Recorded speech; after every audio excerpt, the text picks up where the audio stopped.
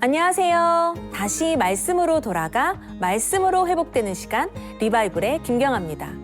혹시 여러분의 삶 가운데 이건 정말 실패였어, 이건 괜히 했어 하며 후회했던 순간이 있으신가요? 저도 가끔 그런 생각이 들 때가 있는데요.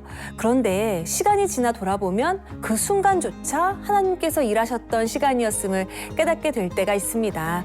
하나님 안에서는 버려지는 시간도 헛된 실패도 없습니다. 오늘 함께하는 이 자리도 하나님께서 우리에게 허락하신 참 귀한 은혜의 자리라는 생각이 듭니다. 말씀을 통해 새로운 은혜와 지혜를 주실 하나님을 기대하며 리바이블 시작해 보겠습니다. 먼저 저와 함께 말씀을 나눌 분들 모셔보겠습니다. 기독교 대안학교인 소명학교에서 교사와 학부모로 섬기고 계신 두 분입니다. 어서 오세요. 안녕하세요. 반갑습니다. 네. 자, 지난 시간 우리 모세의 탄생까지 함께 네. 들었습니다. 너무 은혜로웠잖아요. 네, 맞습니다. 한 주간 또 어떤 마음으로 사셨는지 고백해 주시죠. 지난주에 그 모세를 세우시기 위해서 이제 여러 사람들을 하나님께서 이렇게 사용하셨다는 네. 말씀을 들었는데, 그래서 저는 제 주변에 하나님께서 허락하신 동역자들에 대한 감사함을 이렇게 표현하려고 좀 많이 노력했습니다. 노력했어요. 네. 표현하려고. 표현했습니다. 네. 잘하셨습니다. 네. 선생님은 어떤 마음이셨나요? 이렇게 말씀 중에서 죽음의 강이었던 나일 강을 생명과 구원의 강으로 바꾸셨다라는 그 말씀이 한 주 동안 굉장히 오랫동안 마음에 남더라고요. 그래서 제 상황을 돌아볼 때 하나님께서 어떻게 이 상황을 사용하실까? 그것들을 좀 찾아가면서 좀 감사하려고 했던 그런 한 주였던 것 같습니다. 네. 아니, 우리 마지막 시간에 또 얼마나 성장할지 기대가 됩니다. 네. 네. 오늘도 하나님의 음성을 듣는 귀한 시간 되시길 바랍니다. 네. 네. 한 분 더 소개해 드려야겠죠. 우리에게 달고도 오묘한 하나님의 말씀을 전해주실 분이십니다. 서정호 목사님 모셨습니다. 목사님 안녕하세요. 안녕하세요. 반갑습니다. 네. 반갑습니다.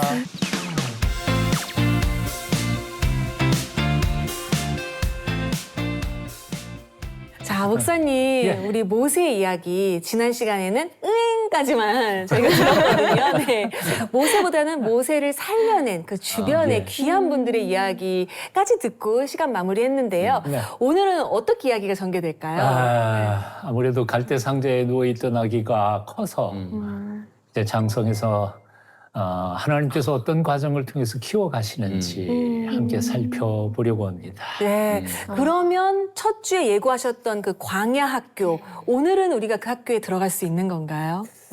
예, 광야 가기 전에 먼저 실패를 그렇죠, 그렇죠. 네. 실패하고야 광야로 가니까. 네. 그럼 오늘은 또 어떤 실패와 또 어떤 광야 학교가 펼쳐질지 먼저 화면으로 만나보시죠.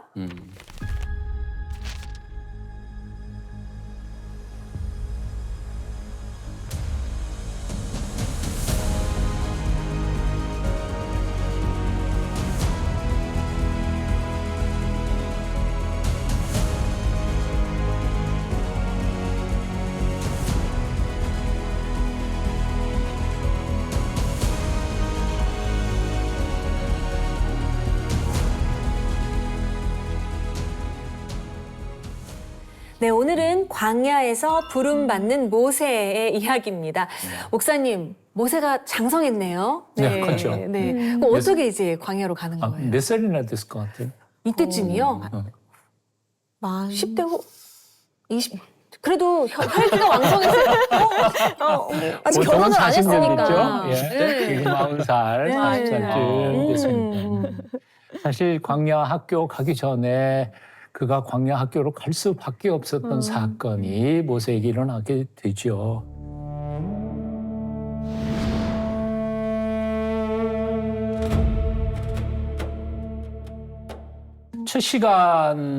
첫 장면은 모세의 실패의 순간에 대한 이야기부터 해보도록 하겠습니다. 출애굽기 2장 11절 말씀 한번 읽어 보시면 어떨까요? 네. 출애굽기 2장 11절 말씀 허영희 선생님. 네. 모세가 장성한 후에 한 번은 자기 형제들에게 나가서 그들이 고되게 노동하는 것을 보더니 어떤 애굽 사람이 한 히브리 사람 곧 자기 형제를 치는 것을 본지라. 네, 거기까지만. 네. 자, 여기 참 고마운 그 모세의 아름다운 마음을 우리는 읽어볼 수 있을 것 같아요. 장성해서 사실 40년 동안 모세가 어디서 자랐죠? 그 궁궐에서. 외국 궁전에서. 궁궐에서 네. 살았잖아요. 보통 사람 같으면 거기에 익숙해져서 음. 자기가 마치 공주의 아들이니까 왕자처럼 굴 수도 있었을 텐데 모세는 마음 가운데 히브리 자기 민족을 돌아볼 생각을 했다는 것은 얼마나 아름다운 마음일까 하는 생각이 듭니다. 동족의 고통을 돌아보고자 하는 마음씨는 정말 좋은 것이었지만 그는 그 좋은 동족을 사랑하는 마음을 실천하고 움직일 수 있는 훈련은 제대로 된 건 아니었던 거죠. 네. 그래서 출애굽기 2장 12절을 보면 이제 그 애굽 사람이 자기 동족 히브리 사람을 구타하는 것을 보고 도저히 참지 못해서 그만 앞뒤 쫙 아무도 없으니까 그 애굽 사람을 죽여서 모래에 묻어버리고 숨겨놓고 아무도 모르겠지 하고 숨었던 거죠. 의분이라는 거.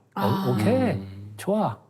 그렇지만 자기 분노를 다스리지 못할 만큼 모세는 지도자로서는 아직도 훈련받지 못한 사람이었다고 우리는 말할 수밖에 없는 거죠. 네. 야고보서 1장 20절에도 이런 말씀이 있어요. 사람이 성내는 것이 하나님의 의를 이루지 못하느니라. 맞아요. 네. 동족을 사랑하는 국민의 마음은 참 귀했지만 저절되지 않는 분노는 그만 하나님의 일을 그르치고 맙니다. 네. 하나님의 일을 그르치는 정도가 아니라 사실은 자신이 살인자가 돼버리고 만 거죠. 민족을 구하기는커녕 오히려 자기가 피해서 도망 다닐 수밖에 없는 존재로 전락해버리는 겁니다. 자, 그 사건이 일어난 다음 날 네. 더 큰 사건이 일어나는 거죠. 이번에는 애굽 사람이 히브리 사람을 고통 주는 게 아니라 히브리 사람끼리 싸우는 걸 보면서 울분이 또 다시 난 거예요. 어떻게 고통당하는 당신들이 그렇게 싸울 수 있냐. 제발 싸우지 말고 잘 지내. 그리고 가서 좀 하려고 했더니 13절에 보면 출애굽기 2장 13절 이튿날 다시 나가니 두 히브리 사람이 서로 싸우는지라 그 잘못한 사람에게 이르되 내가 어찌하여 동포를 치느냐 하고 안타까운 마음으로 말했겠죠. 근데 그 사람이 모세의 말에 동의한 거나 고마워하는 게 아니라 오히려 반박하는 거죠. 뭐라 그래요? 14절에 그가 이르되 누가 너를 우리를 다스리는 재판관으로서 만드냐. 내가 애굽 사람을 죽인 것처럼 나도 죽이려느냐? 본 거야. 그러니까 어제 자기는 아무도 없다고 생각했지만 그걸 본 사람이 있었던 거죠. 탄로난 거예요. 동족을 위해서 나섰지만 사실 동족에게 고맙다는 소리도 못 들었고 그리고 동족의 지도자가 되고 그들을 바른 길로 이끌어 가고 싶은 마음이 있었지만 네. 자기 동족은 그거 인정 안 해요. 네가 뭔데 그러게요. 나의 행동을 좌지우지해. 이래가지고 무슨 리더가 되겠습니까? 근데 그건 둘째 쳐놓고 동족과의 관계는 둘째 쳐놓고 자기가 살인을 했다는 소식이 바로의 귀까지 전해지게 되자 그렇지 않아도 히브리 아이가 누이 동생이 됐는지 하여튼 바로의 딸의 아들인지 모르지만 하여튼 족보는 나중에 생각하겠지만 그게 눈에 가시처럼 보이던 애 살인했으니까 뭐 네. 화근을 없애볼 좋은 찬스가 생기지 그렇죠. 않았겠어요? 네. 그러니까 어쩔 수 없이 모세는 미디안 광야로 도망가게 됩니다.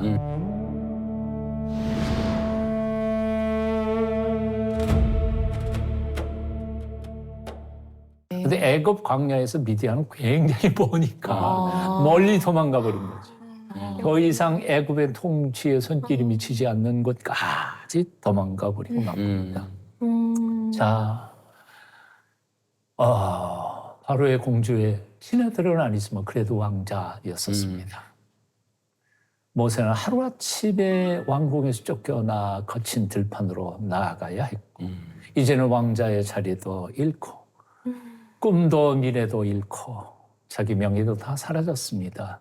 아마 40살쯤 됐을 때 그래서 내가 이 정도로 키워주신 것은 내 민족을 위해서 뭔가 해야 되는 것 아닐까 하고 나섰던 게 그냥 첫걸음이 잘못돼서 다 싫어하고 이제는 한 사람의 범죄자로 숨어 들어갈 수밖에 없었다는 생각이 듭니다. 참 이렇게 생각해봐요. 그때의 모세의 마음은 어땠을까 하는 생각이 들어요. 여러분 같으면 어땠을 것 같아요? 도망칠 때 모세의 마음. 그렇죠. 그 목사님 말씀처럼 분명히 지혜롭지도 못했고 네. 옳지도 않았지만 동족을 위한 마음인 건 맞았잖아요. 그리고 그렇죠. 의협심이었던 네. 건 맞는데 그 말로가 이렇다니 좀 자괴감도 들었을 것 같고 네, 네. 그렇거든요. 어땠을까요? 우리 모세의 마음. 제가 만약에 모세였으면 네. 굉장히 화가 났을 것 같아요. 아, 이 분을 어디다 풀까? 그럴 수도 있어. 네, 나중에 조금만 시간 지나 보면 내가 어떻게든 이 복수를 어떻게 해볼까 좀 해보겠다 이런 마음이지 않았을까. 물론 그러면 안 되는데 이런 마음도 충분히 상상할 수 있을 것 같습니다. 모세를 좀 더 이제 좀 혈기가 네. 왕성한 사람으로 맞아요. 모사를 하셨군요. 네. 네. 여러 마음이 있었을 것 같아요. 네. 그 분노를 깔아앉히느라고 40년 걸린 거예요. 오래 걸렸네.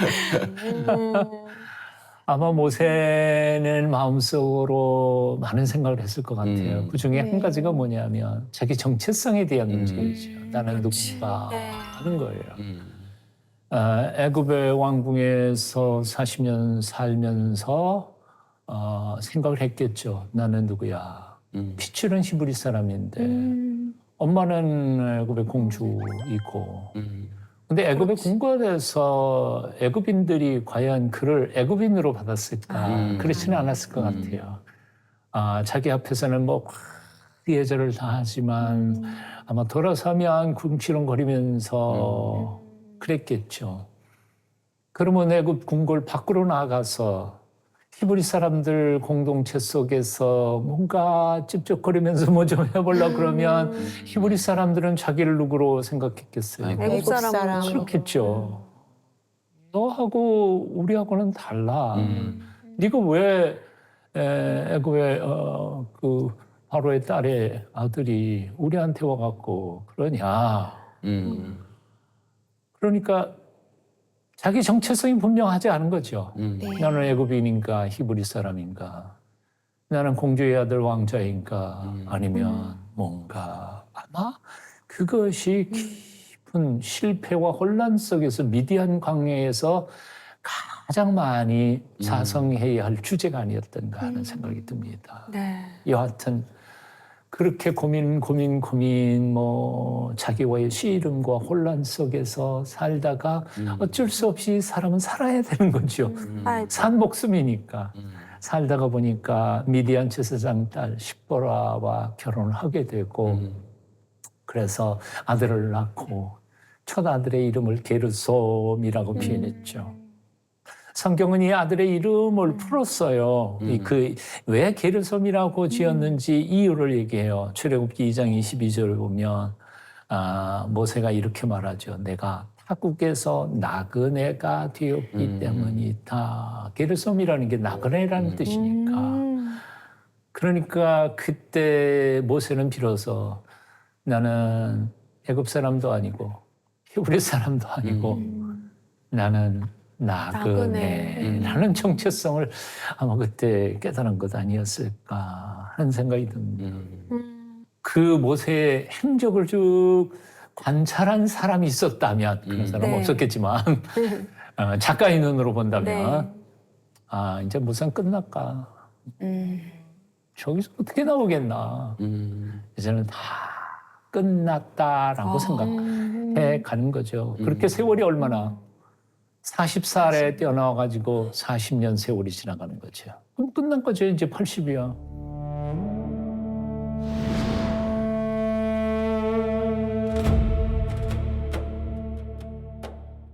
그런데 하나님은 그때 모든 것을 싹 포기해버리고 주저앉아 있는 모세를 불러내신 거죠.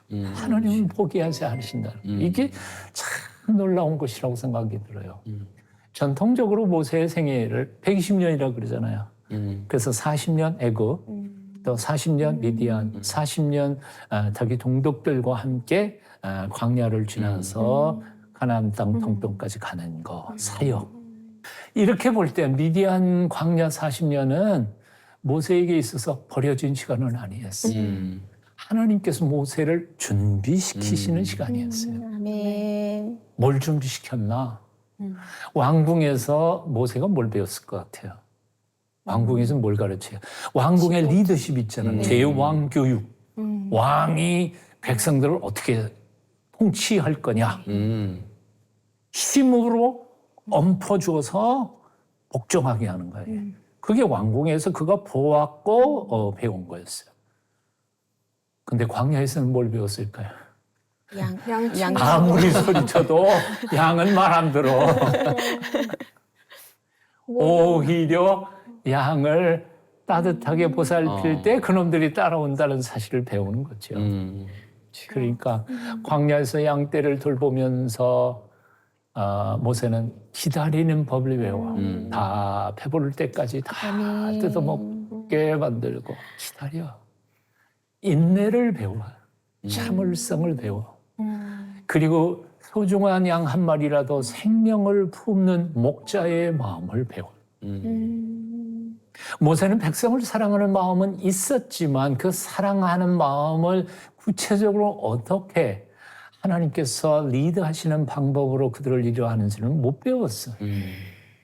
40년 동안 목자의 마음으로 백성들을 살피고 돕는 마음과 생각을 배우게 하신 거죠.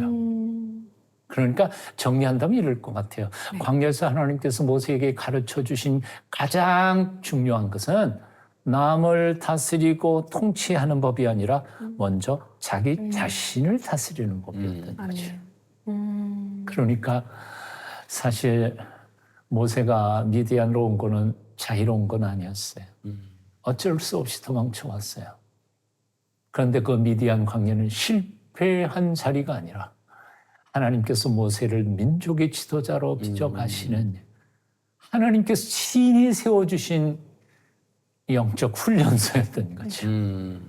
근데 여기에 광야라는 히브리 단어가 굉장히 중요한 의미를 가지고 있어요. 히브리어에서 광야는 midbar라고 해요. mid라고 하는 말은 뭐뭐 하는 장소. 바르는 다바르라는 말이 붙은 거예요. 다바르라는 말은 말씀, 말하다 그런 뜻이에요. 그래서 mid바르는 말씀이 들리는 곳이에요. 광야로 나아가면 사람 소리는 안 들려요. 소리쳐도 들을 사람이 없어. 아무도 없고 아무것도 없는 게 광야예요. 그러다가 보니까 입을 다물 수밖에 없어. 입이 다물어지면 조용하게 세미하게 마음속에 들려주시는 하나님의 음성이 들리는 것이 광야예요. 두 분도 진짜 희망이 보이지 않는 그 실패의 순간에 또 하나님의 뜻을 헤아리신 적이 있으실까요? 네. 저는 말씀 들으면서 제가 육아의 늪에 빠졌을 때가 늪이야. 그거 그죠? 느낀 적이 있어요. 그죠. 네. 그래서 지나가 보면 그게 실패가 아닌데요. 저의 성장의 시간이고 그랬지만 이게 어렸을 때부터 계속 그런 직업 여성으로 어떻게 살지에 대해서 이렇게 준비를 하면서 자라왔고 또 회사를 다니면서 인정을 받으면서 이렇게 살았던 그 시간을 그 시간하고 딱 단절이 되면서 아이랑만 이렇게 집에 있는데 저는 도태되는 것 같고 정말 모세처럼 하나님 저는 누구입니까? 그거에 대해서 질문을 하게 되더라고요. 하나님께서 바라보시는 저는 누구인가요? 그걸 물어보기 시작하면서 사실 그 시간이 제가 성장한 시간이라기보다 성장하기 위한 출발점이었던 것 같아요. 그래서 이렇게 사람이랑 말을 엄청 많이 하시는구나. 네. 그때 말을 못 그때 말을 못 해가지고. 실컷 하고 가시면 될 것 같아요. 네. 선생님도 그런 경험이 있으신가요? 이거 네. 몰입하다 보니까 제가 실패라고 했을 때 떠올랐던 생각은 재수했을 때입니다. 제가 학생들 가르치다 보니까 제가 재수했을 때 얘기를 종종 하기도 하거든요. 내 주변 친구들은 원하는 대학에 진학을 했는데 난 왜 이럴까? 하나님께서 날 뭘 바라시는지 그 생각보다는 그냥 내 상황에 집중해서 나의 그 1년을 낭비했구나라는 생각을 참 많이 했던 것 같아요. 근데 결과적인 얘기지만 그때 제가 만약에 재수를 하지 않았다면 저는 국어 교사로 소명에 없었을 것 같아요. 그때 이후에 제가 현재 소명학교의 구교교사로 설 수 있는 굉장히 중요한 훈련의 시간이었다, 계기가 되었다라는 생각이 많이 들었습니다. 선택 진짜 잘하셨어요. 맞습니다. 그러니까요. 상황은 다 다르지만 그래도 약간 고립된 것 같은, 늪에 빠진 것 같은 그런 상황들이 다 있었던 것 같아요. 네. 아마 고생 하나도 없이 인생을 살아가는 사람들이 과연 진정한 행복의 맛을 알까? 이런 생각이 그런 것 같아요. 맞아요. 예. 성숙은 이렇게 마디마디, 인생의 마디마디가 굳어지면서 정말 성숙해가는 건 아닐까 하는 생각이 듭니다. 자, 실패는 끝이 아닙니다.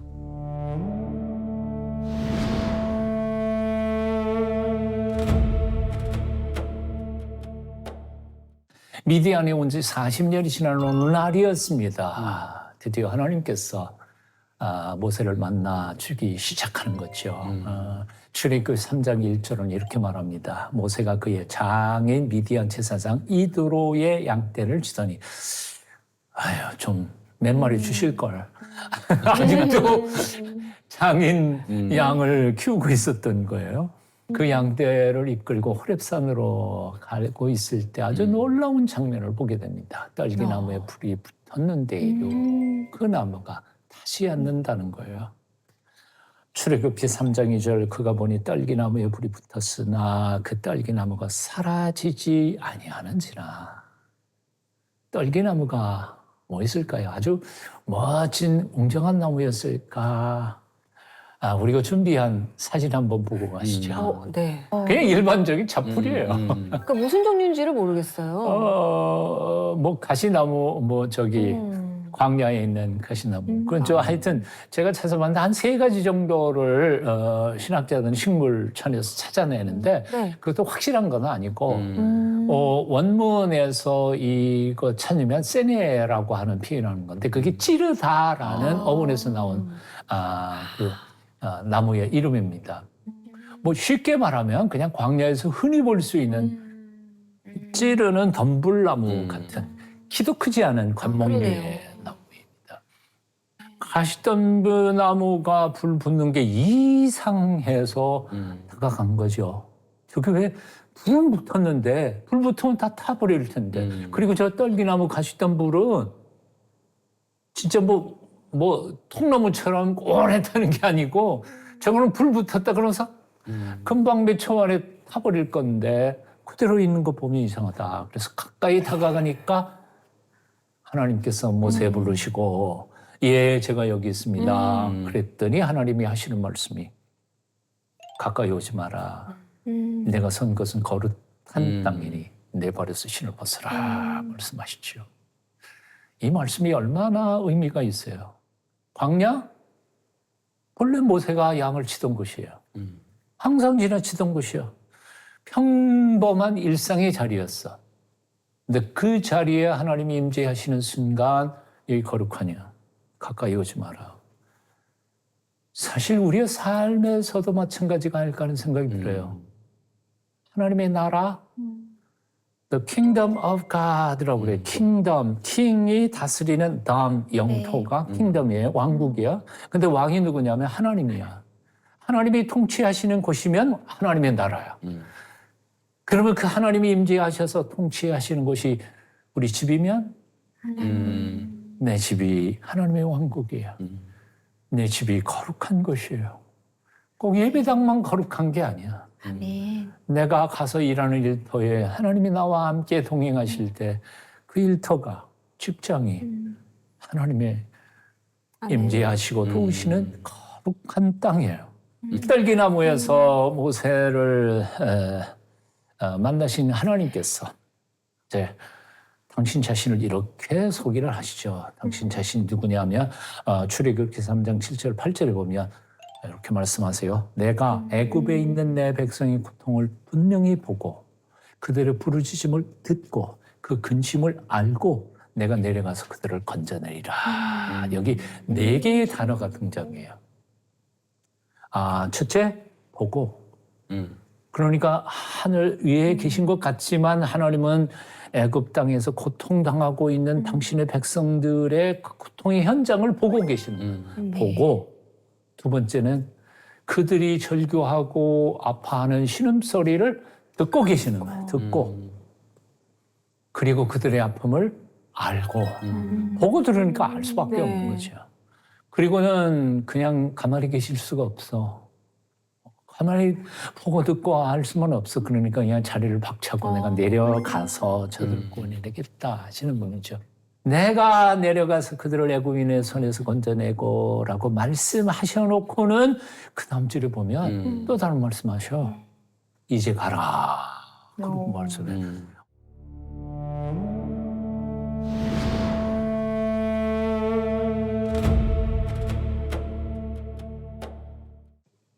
모세 보고 가라 그래요. 이제 내가 너를 바로에게 보내어 그리고 구원하라. 좀 전에 하나님 뭐라고요? 내가 내려가서 네. 당신이 하실 것 같더니 모세 보고 가라 그러셔요. 여기에 하나님의 구원 사역에 아주 비밀이 숨어 있어요. 하나님이 당신의 구원 사역을 친히 감당하시는 거 틀림이 없어요. 그렇다고 해서 하나님이 뭐 벼락 떨궈서 구원하시거나 뭐 이런 게 아니야. 하나님이 예비해 놓으신 일꾼을 동역자로 삼으셔서 그 동역자를 통해서 하나님이 공동 사역을 하고 계신다는 거예요. 네가 가야 되는 거예요. 하나님께서 모세를 보내셔. 근데 그렇다고 해서 모세가 착각하면 안 돼. 내가 구원했다. 아니야. 나를 통해서 하나님이 하시는 거죠. 아멘. 근데 오늘날 교회 안에 혹은 사역자들이 착각하는 게 하나 있는데 내가 할 때가 참 많아. 와 내가 했더니 교인들 늘었고 내가 했더니 이만큼 올라갔고 아니야. 내가 한 게 아니에요. 특별히 우리 목사들은 그런 생각이 가끔씩 유혹처럼 네. 들 때가 많아요. 네, 난 한 40년 목회했거든요. 그리고 은퇴를 했는데 돌아보니까 그게 진짜 착각이었다는 생각이 들어요. 나 같은 놈을 들어서 그 일을 하시는 하나님께 감사한 거지 내가 한 건 아니에요. 내가 사람들 치유한 것도 아니고. 그래서 착각하지 말자. 아멘. 우리가 한 건 아니다. 맞습니다.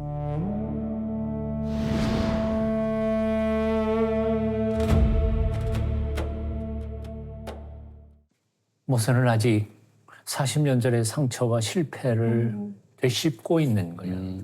나 같은 놈이 어떻게 해요? 저는 자격이 없습니다. 근데 하나님은 뭐라고 대답하셨겠어요? 아, 내가 어떻게 해? 나는 자격이 없고 실력이 없는 분. 뭐 그건 둘째 쳐놓고 나는 살인자고. 그런데 하나님이 그에게 뭐라고 말씀하시는 거 아니? 네 자격이 있다 가라 그렇게 위로하지 않으셔. 그건 상관없어. 자격 유무를 따져서 지가 가는 게 아니고 그가 가는 권위 그것은 내가 반드시 너와 함께 있으리라 하는 약속과 함께 가는 거예요. 아멘. 내 능력? 우리가 어떻게 해요? 하나님의 사역은 우리 능력으로 하는 게 아니야. 내 자격으로 하는 게 아니야. 지난 세월 동안 내가 훈련 잘 받았으니까 나 충분히 할 수 있습니다. 헷갈리지 말아요. 착각하지 마라. 네. 하나님의 일은 하나님이 주시는 힘으로 하는 거지 내 경력과 내 능력과 내 실력으로 한 건 아니니까. 이것을 우리가 잊지 말았으면 좋겠어요. 아, 반드시 너와 함께 하리라. 그런데 모세는 또 두 번째 핑계를 댑니다. 뭐라고 핑계대요? 우리 백성한테 가가지고, 그 신의 이름이 뭐냐 하고 물으면, 이제 알고 보니까 저도 당신의 이름조차 모르는데요. 이름 뭐죠? 그렇죠, 그렇죠. 하나님이 이렇게 대답하십니다. 나는 스스로 있는 자니라. 스스로 있는 자니라.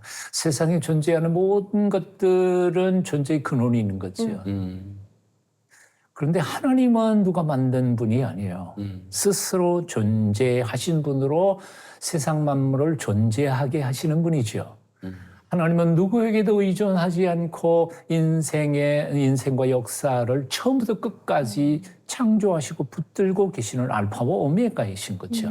그런데 이 하나님에 대한 신학적 지식이 정보가 중요한 게 아니라 사실은 이 믿음이 모세가 끝까지 붙들고 가야 하는 자기 존재와 사명의 근거가 되는 거죠. 모세가 바로 앞에 딱 섰을 때 하나님의 대리자로 선 게 아니야. 자기 이름으로 서는 게 아니야. 하나님의 이름으로 서는 거지. 우리의 소명자들은 반드시 하나님의 이름으로 나아가는 것이지 내 자격, 내 실력, 내 경력으로 서는 것은 아니라는 거죠. 내 말재주로 하는 게 아니야. 하나님 스스로 존재하시는 알파요 오메가이신 존재의 근원이신 하나님 그분의 이름으로 나아가는 거지. 근데 모세는 아직도 주저해요. 묻는 거예요. 그들이 나를 믿지 아니하면 내 말을 듣지 아니할 건데 어떡합니까? 어떡합니까?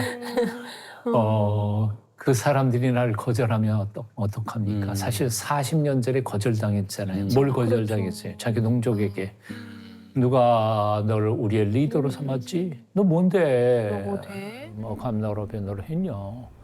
난 너 리더십 받지 않을래. 이미 상처가 있는 거예요. 감을 못해요. 그러니까 하나님은 그 마음을 아셔. 또 꾸중 주지 않고.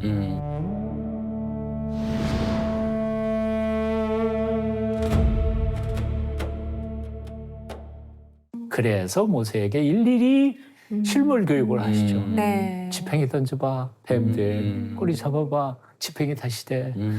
손 품에다 넣어봐, 빼봐. 오, 문둥병 걸렸어. 또 집어넣어봐, 빼봐. 오, 또 났어. 등등을 쭉 실물 교육을 하시면서 그걸 위로를 해주시는 거죠. 대단한 거예요. 네. 하나님께서는 모세의 두려움을 아시고 용기를 주시면서 감당할 방법도 실제로 가르쳐 주시면서 네. 사역에 필요한 모든 것들을 그렇게 공급해 주십니다. 그러면 이제 모세가 항복했죠? 아니요. 지금 가야 되는데. 아, 주여. 모세도 대단. 본래 저는 말을 잘 못하는 사람입니다. 나는 입이 뻣뻣하고 혀가 둔한 자입니다. 화를 낼 만한데 하나님은 또 참으세요. 야, 누가 사람의 입을 줬어? 내가 내 입을 통해서 내가 함께 있어서 할 말 가르쳐 줄게. 그런데도 못해요. 그러니까 하나님도 화를 내시는 게 아니라 네 형 있잖아. 형이 너 대신해서 말하면 되잖아. 근데 마지막 순간에 하나님은 못 참으신 게 있어. 뭘까요? 마지막 모세가 그래도 딴 사람 보내세요. 그럼에도 불구하고 하나님은 그런 모세를 포기하지 않으세요. 그리고 믿음으로 보내요. 근데 여기에서 우리가 기억할 게 있어. 저는 약합니다. 도와주세요. 그건 믿음의 고백이야. 근데 저는 약합니다. 저는 못하니까 딴 사람 보내주세요. 이것은 불순종이에요. 왜냐면 내 실력으로 내가 하는 게 아니고 하나님이 나를 도구로 써서 하나님이 하시는 내가 능력이 있는 게 아니라 하나님의 능력이 있으니까 하는 거지. 그러니까 하나님의 능력에 대한 불순종이고 명령에 대한 불순종이죠. 그러니까 우리가 하나님 앞에서 하나님 저는 능력이 없고 준비도 안 됐으니까 저게 힘을 주시고 능력을 주셔서 꼭 원하신다면 순종하고 가야지. 내 끝까지 저는 안 돼요. 이거는 자기 겸손이 아니고 네. 하나님의 능력에 대한 불신앙이고 불순종인 거죠. 믿음으로 고백하면서 살아가는 거야. 되어야 할 거라는 생각이 듭니다. 아멘. 아멘. 네. 사명은 혼자 감당하는 게 아닙니다. 그래서 하나님은 아론도 곁에 붙여서 함께 동역하도록 도와주십니다. 내가 감당 못할 때 하나님은 언제나 내 곁에 동역자를 주신다는 사실을 생각하고 위로받고 그 힘내서 가시면 좋겠습니다. 아멘. 아멘. 근데 모세는 말을 못한다는 거 그 거절을 5번이나 한 거면 말을 잘하는 편 아니에요? 그러네요. 거절의 생각해보니까. 명분도. 순종하면서 가다가 성숙해가는 겁니다.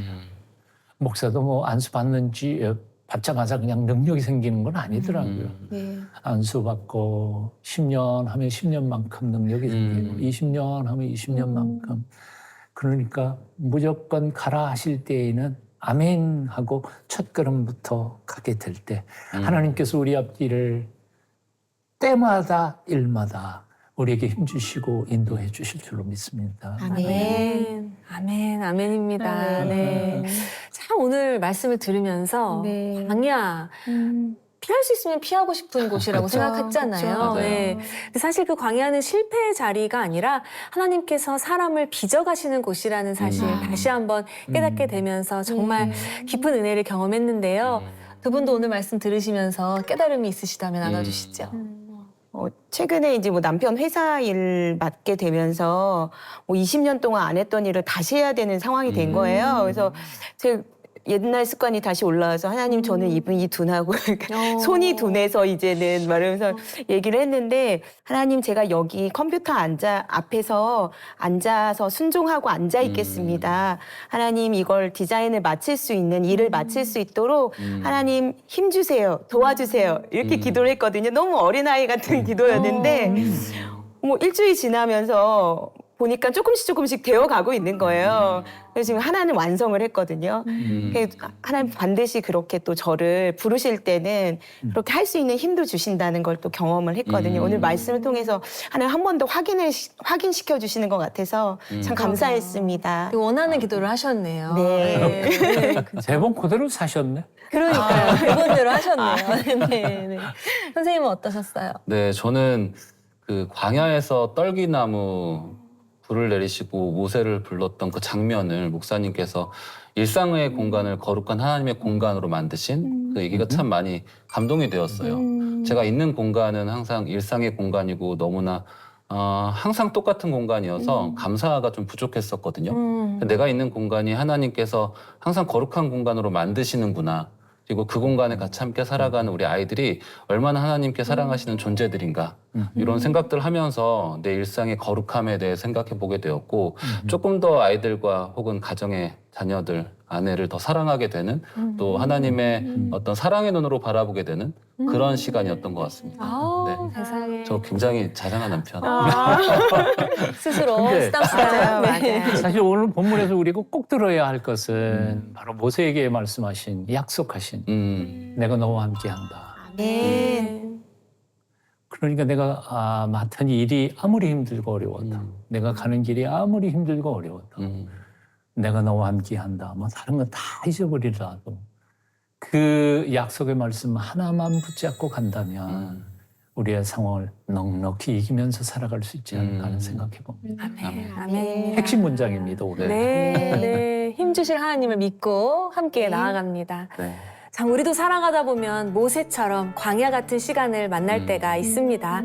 하지만 하나님께서 함께 하신다면 그 광야는 결코 버려진 시간이 아니라 하나님께서 우리를 빚어가시는 시간이 될 것이라 확신합니다.